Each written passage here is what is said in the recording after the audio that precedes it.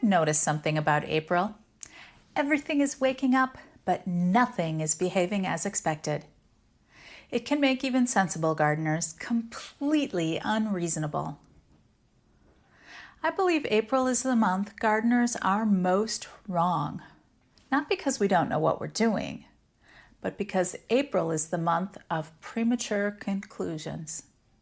Too wet, too cold, too late, too early, too damaged, too far gone.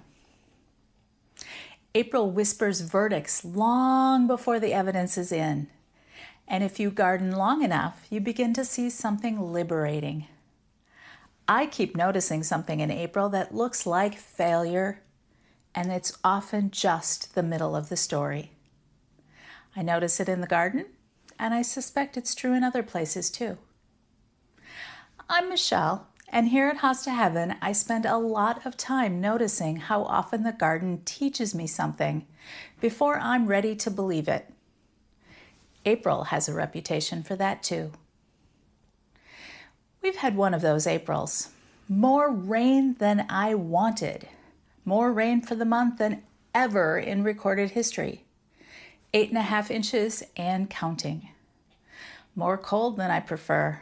Freezing temperatures after growth has already begun. Critters wandering around with opinions about what should be eaten first, or trampled or rooted around in or dug up. And yet, if you listen to gardeners this time of year, the same judgments begin appearing everywhere. It's too wet. The season is behind. The plant is gone. It didn't come back. The frost ruined everything. I must have done something wrong. I know this language well. I speak it fluently. April doesn't usually destroy gardens, although I think it may expose our own impatience. I've seen it too many times not to believe it, because April is untidy. It doesn't arrive polished and reassuring. It arrives muddy, half awake, unfinished. And many of us mistake unfinished for failure in our gardens. That's the real discomfort in April. March to the south or early May in the north. It's not the rain, it's the season. It's not the cold, it's the season. Not even the nibble marks on a hosta tip. It's just the uncertainty. Inquiring gardeners want to know, did it survive? Will it grow? Is it coming back? Is it ruined? Should I replace it? Am I behind? April rarely answers to our schedule, and that can make calm people strangely dramatic when approaching a flower bed.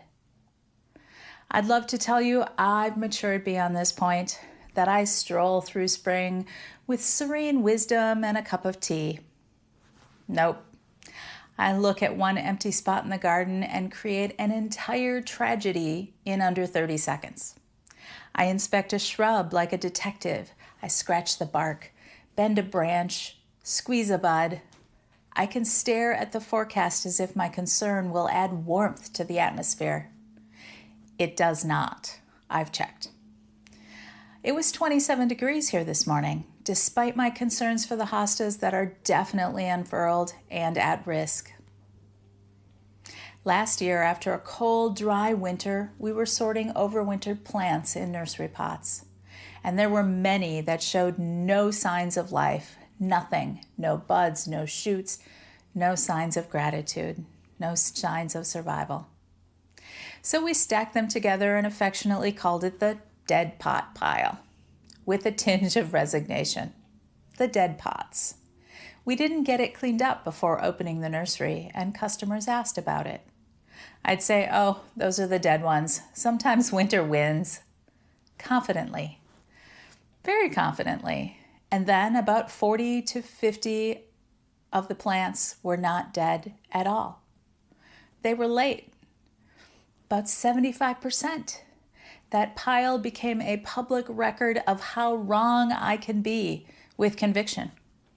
I recommend humility, though. I apparently prefer being humbled theatrically. Now this year, we've had heavy rain, cold nights, and fresh growth trying to emerge through it all.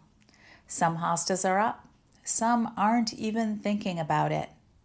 Some have tips chewed by furry little vandals. And yet I know better than to narrate endings too early. A bitten tip is not the end of a hosta. A touch of frost damage is not Hosta virus X. A slow emergence is not death. A cold night is not the whole season.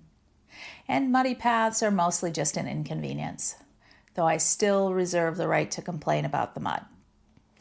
Hostas teach this beautifully. They are all hostas, yet they do not rise together. One pushes early like it has somewhere to be. Another waits until you begin to doubt its existence. Another gets nipped, singed, or stepped on by circumstance, and still becomes lovely by June. If hostas had listened to April judgments, many would never bother unfurling. Thankfully, they do not ask for our permission. They simply continue to become what they are, what they're meant to be. April is the month when the garden is best at lying to us. Or maybe we're good at giving up on it. Give it time and the evidence changes. The dead pot greens up. The damaged plants fill out. The empty patches stir, the soaked beds drain. The season catches its breath and moves forward. And what felt like certainty in April, or March or May, often becomes embarrassment in the coming months. I say that from experience, repeated experience. I think people do this too. We judge ourselves before our season is finished. A delayed text, a quiet stretch, a moment without response. We call something done because it's quiet. We assume failure because progress is slow. We mistake damage for destiny. We decide too early that the story has gone badly. But gardens have made me suspicious of early verdicts. Too many things revive. Too many roots are alive, even when nothing shows. Too many beautiful outcomes begin as discouraging evidence. So yes, April brings rain. This year, lots of it. It brings frost, and that can be damaging. April brings delays, varmint damage, mud, uncertainty, and enough mood swings to qualify as a personality. But perhaps April's greatest trouble is not what it does to plants, but what it tempts us to believe. That late means loss. That damage means done. That unseen means dead. That struggle means failure. I don't believe those things anymore. Not in the garden, and not so quickly in life either. Because I've seen too many dead pots come back. Too many quiet seasons turn. Too many damaged hostas become glorious. I've also seen too many people blossom after everyone stopped expecting it. So if your garden looks behind, or messy, or uncertain, or if your life does too, be careful what you declare finished in April. Some stories need warmth, some need time, some are alive long before they're visible. If the garden is where you contemplate what life reveals, you're always welcome here at Hosta Heaven. Until the next chapter, in the Hosta Garden.